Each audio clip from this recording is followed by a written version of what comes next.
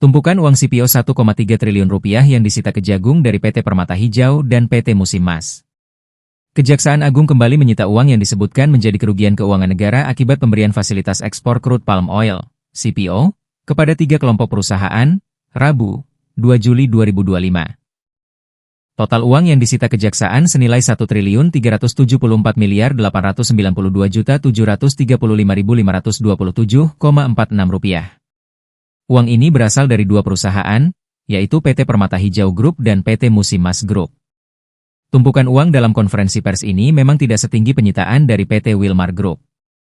Bundelan uang yang ditampilkan hari ini terdiri dari pecahan Rp100.000 dan Rp50.000. Masing-masing per bundelnya bernilai Rp1 miliar dan Rp500 juta. Uang yang disita dari PT Permata Hijau Group dan PT Musimas Group ini ditumpuk hingga menggunung di depan meja tempat duduk para narasumber. Bundelan yang ditaruh